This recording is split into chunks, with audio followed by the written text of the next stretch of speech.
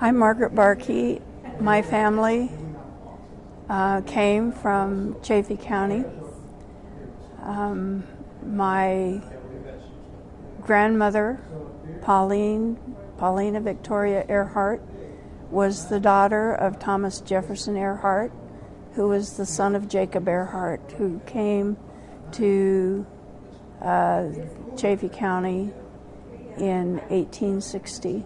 Well, I'll tell you what I know about the property that was Thomas Jefferson Ehrhart's homestead.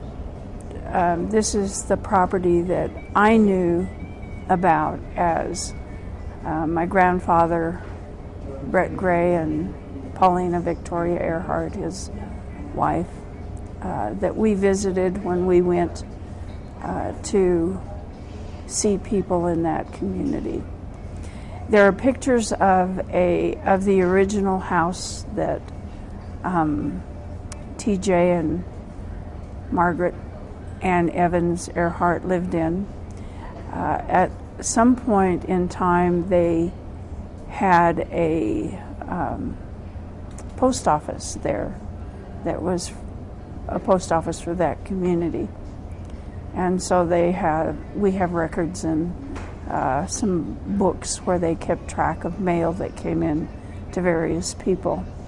So that's the part of that homestead that I know something about. Thomas Jefferson Ehrhart was 3 years old when he came to Colorado with his mother in a covered wagon. And so that would have been in 1863. And as Maggie was growing up, as Margaret Ann Evans and Thomas Jefferson was growing up in that community and got to know each other, they married. Maggie Evans was the sole medical person in that community. That particular property was just one of the holdings that we're aware of that belonged to family members.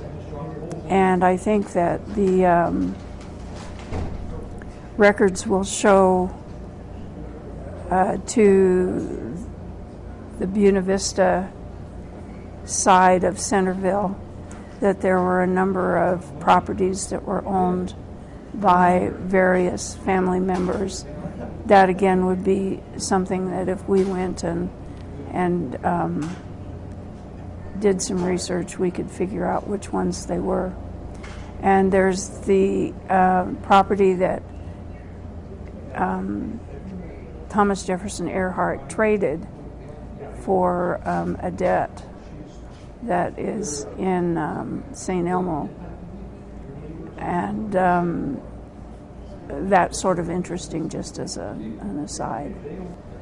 So that is, I've always thought was an interesting kind of historical part for our family. I don't know for certain when that particular homestead was sold, but Thomas Jefferson Ehrhart was a state senator until 1938. So I'm thinking that he owned that property until that time frame.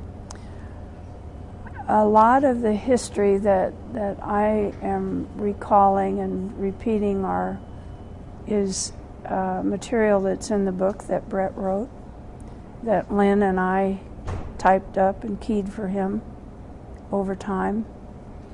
The people that I knew personally, I knew Auntie Mate, I knew Uncle Dick, I knew Thomas Jefferson, I knew Maggie, Margaret Ann Evans.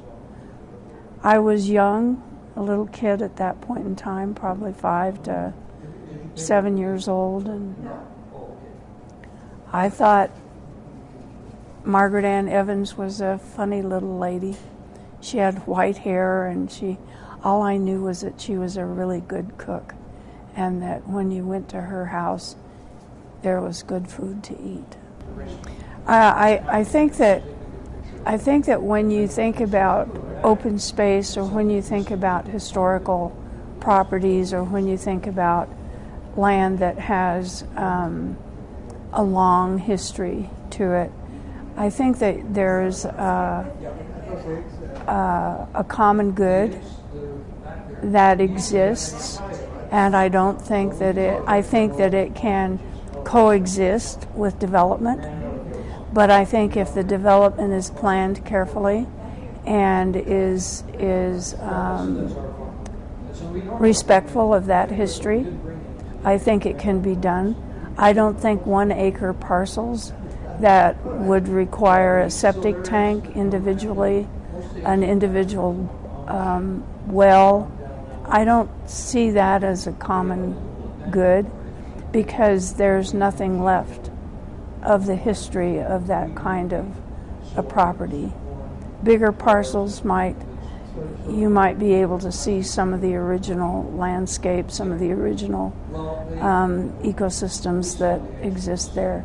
But when you divide it up into 1 acre parcels, that entirely goes away. I think it also impacts the river. I can't imagine how access to the Arkansas River along that strip wouldn't be severely impacted. I can't imagine that the impact on traffic wouldn't be enormous.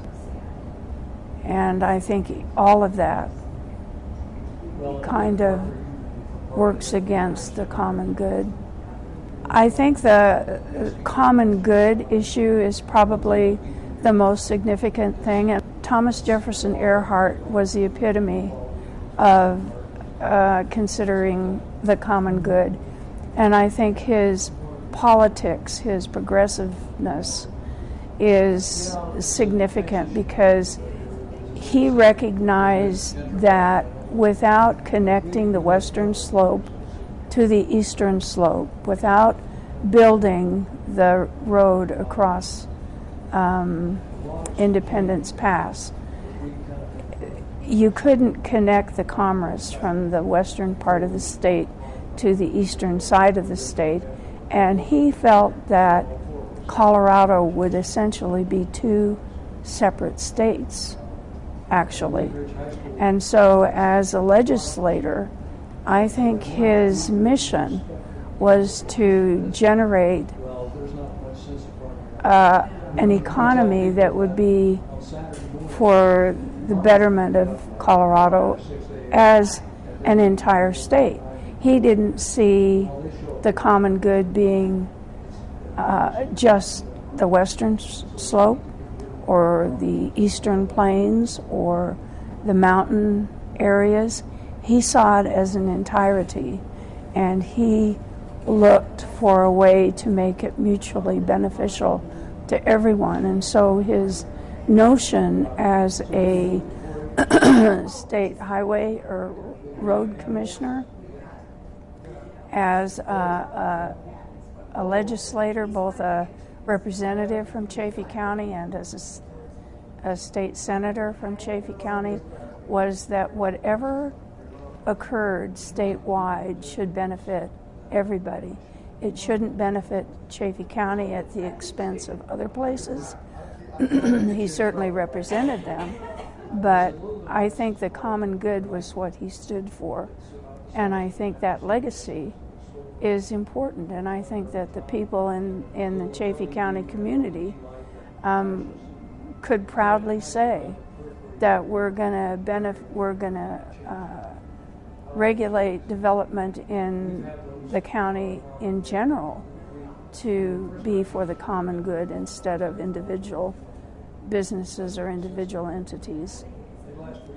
So I think that thinking about it from that perspective not only is a contemporary benefit, but it also respects the legacy of the people that came before them.